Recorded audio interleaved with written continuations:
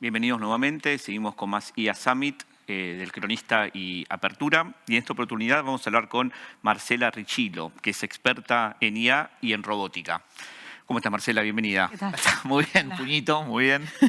¿Todo bien? Todo bien, perfecto. Recién estábamos hablando antes de sentarnos de hace 30 años que vos te dedicás a este tema. Quiero que me cuentes un poco cómo era antes, si bien algunos conceptos eran compartidos, me hablaste de redes neuronales, que es un concepto que todavía se escucha, y qué cambió, ¿no? Sobre todo en la usabilidad, cómo se usaban antes y para qué, y cómo viviste vos prácticamente la masificación de estas tecnologías hasta hoy, 2024.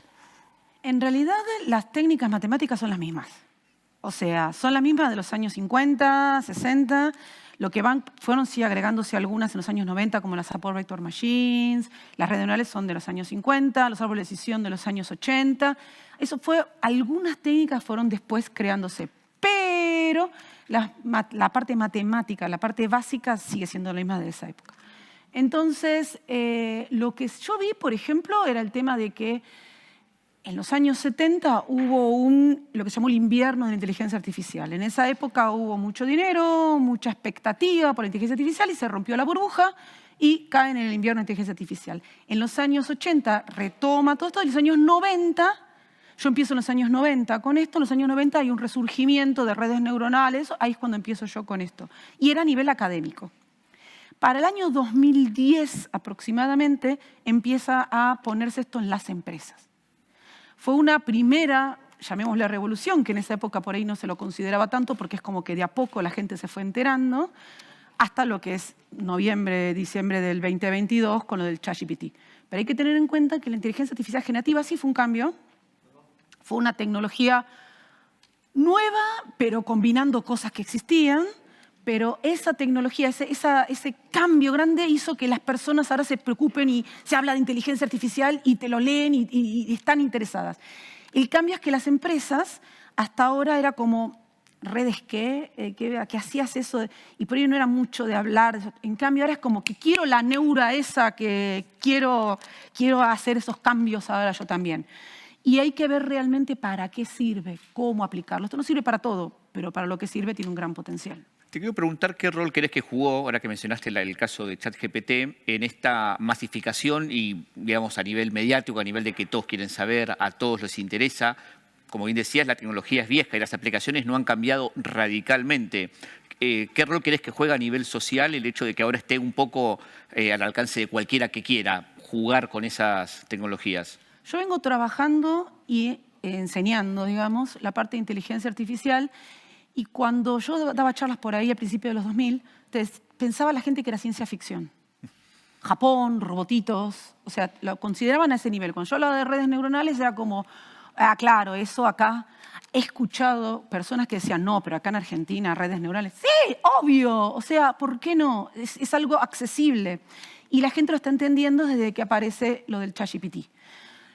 Volvemos, desde el 2010, 2011, las empresas están abiertas a esto porque las grandes de tecnología, Microsoft, Google, IBM, Amazon, llamémosle también de tecnología, Facebook, Meta, empiezan a como transformarse a todo lo que es inteligencia artificial. Entonces las empresas empiezan a ver, pero con el ChatGPT fue algo que llegó directamente al público.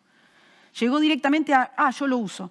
Pero no hay que perder de vista que no es solamente usar inteligencia artificial, sino también crear inteligencia artificial. Y eso creo que también es muy importante, porque cualquier persona puede crear inteligencia artificial. Obviamente hay que tener algunos conocimientos básicos para poder empezar a hacerlo, pero cualquier persona puede hacer inteligencia artificial. Pero al poder verlo y ver una aplicación directa que funciona, que te responde y de una manera bastante loca, la gente se empezó a acercar a lo que es inteligencia artificial de otra manera desde el ChatGPT. Pero es parte de la inteligencia artificial esto. Bueno, justamente en relación a esto, mencionabas anteriormente, se puede usar pero no es para todo. ¿Dónde ves que hay quizás cierta... A ver, pasa como con cualquier tecnología disruptiva. Me acuerdo con blockchain fue lo mismo, que ya nació una base de datos de 20 casillas, todo con blockchain, por si las dudas. Ayúdame a entender un poco y más que nada a las personas que están escuchando interesadas, empresarios o inversores o quien sea, quizás algunos tips o algunas reglas simples para saber en dónde sirve, en dónde hay que ver si sirve y en dónde definitivamente hay otras soluciones clásicas que quizás no hace falta introducir soluciones de IA? Yo creo que una empresa tendría que, o sea, se podría plantear de dos maneras. O decir, bueno, quiero hacer esta transformación, ¿dónde empiezo a hacer esto? O desde el punto de vista de decir, pues yo tengo una problemática, ¿la podré solucionar con esto que estoy accediendo, digamos? La parte de inteligencia artificial tiene mucho de predicción. La idea es predecir. La idea es decir, quiero sacar un nuevo producto, ¿será un éxito o no? Soy una telefónica y quiero ver cuál de mis clientes se van a ir a la competencia, lo que es el churn. Soy un banco y quiero detectar fraudes.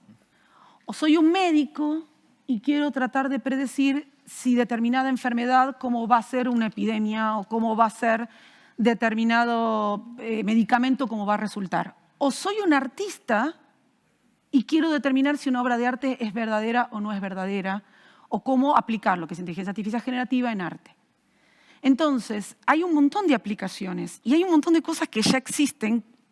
Google Maps te predice cuánto vas a llegar de tiempo y eso es inteligencia artificial. Hay cosas que ya están inmersas, todos los filtros del teléfono. Inteligencia artificial es la parte de aprendizaje, de predicción, machine learning, pero también la parte de visión artificial y la parte de procesamiento de habla. Entonces, los chatbots que ya existían de antes del ChatGPT y todo, y que muchas empresas tratan también de utilizar esos chatbots, también es inteligencia artificial. Entonces, la inteligencia artificial ya está inmersa en un montón. Ya desde que está en el celular o en el Google Traductor. Incluso el autocompletar, tan sencillo que hace años que lo venimos usando, en algún punto responde a la misma lógica. Sí, no tiene aprendizaje, lo hace más por estadística, pero termina siendo inteligencia artificial porque tiene que trabajar con el habla, entender. No es lo mismo. Cuando uno ve esto, uno detecta luces, detecta cosas. La máquina ve puntitos de colores. Darle un significado a esos puntitos de colores o a esos ruidos que terminan siendo el habla de una persona, eso es inteligencia artificial.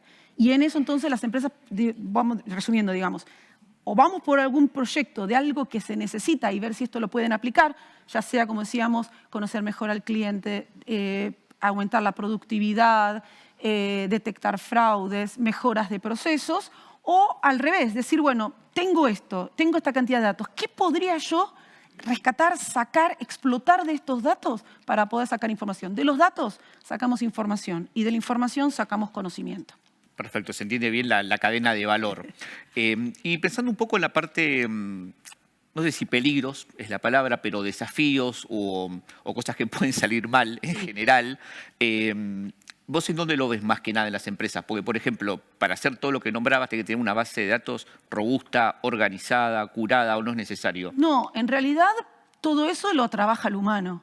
O sea, vos acá, generalmente es lo que vos pensás que estaría bueno tener de datos, lo que te dice tu cliente. Tu cliente puede ser otra empresa o puede ser alguien de la misma empresa de otro área, o sea, tu cliente, y lo que hay. Básicamente esto se hace con lo que hay. Después está el trabajo de uno de buscar que esos datos sean lo mejor que puedan, más robustos que puedan, o sea, organizar esos datos de otra manera. Pero no es que uno tiene que conseguir la base de datos, no. A veces los clientes te dan un Excel, una conexión a una base de datos tipo Oracle y otra cosa, y bueno, vos tenés que ver cómo juntás eso para obtener esa base. Yo siempre digo que los datos son como un kilo de naranjas. Pueden ser muy jugosas de información. Pocos datos pueden tener mucho jugo de información y muchos datos pueden tener poco jugo de información.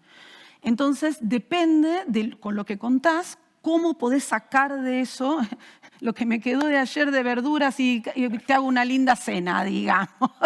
Sería básicamente eso con los datos que uno cuenta. No es que tiene, ay no, pero nosotros no tenemos datos así, no, hace mucho, no importa. Parte del proyecto es cómo organizamos esos datos para sacar información. Y con respecto a los peligros, ya estoy como harta de lo del trabajo, o sea, hace 40 años no existía la televisión a color. ¿Qué sé yo? ¿Qué sabe la gente cómo va a ser el trabajo, cómo va a ser la sociedad dentro de 40 años?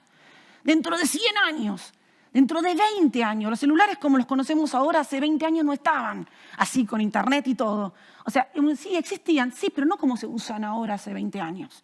Lo que es Netflix y todo eso. Entonces, el verdadero peligro de inteligencia artificial, que lo vengo diciendo hace años, el verdadero peligro es creer firmemente lo que me dice un sistema con inteligencia artificial. Ese es el gran peligro de inteligencia artificial. El otro día estaba viendo, chiquitito, el otro día estaba viendo un capítulo de Chicago Med, médicos ahí, de serie de médicos, uno del año pasado. Y decían que tenían un sistema que si el sistema predecía que la persona no necesitaba tal tratamiento, no podían dárselo. Y la chica decide que sí necesita tratamiento, ella cree, al final le salva la vida, pero tuvo que buscar a alguien superior que pudiera pasar por arriba de esa regla que no se podía hacer porque el sistema de inteligencia artificial decía, no, el sistema de inteligencia artificial sugiere y puede tener errores. Que me lo cuente alguien que haya usado el ChatGPT si puede tener errores. Puede tener errores, puede estar mal entrenado. Entonces, tiene hasta un cierto límite de decir, es una muy buena herramienta y llega un momento que puede equivocarse. Y es el humano el que tiene que tomar la decisión. La máquina sugiere, el humano decide. Y eso es lo importante. Al final lo sacan el sistema. No era sacarlo, era utilizarlo de tal manera que el humano pueda decidir. ¿Crees actualmente que las empresas están buscando los perfiles que de algún modo tengan puedan manejar las dos esferas? Porque el data scientist quizás se dedica solamente a refinar el modelo y el decisor quizás no entiende cómo funciona el modelo y ahí se genera un vacío. Es totalmente interdisciplinario. Es como cuando te dicen en la propaganda pañales hechos por pediatras.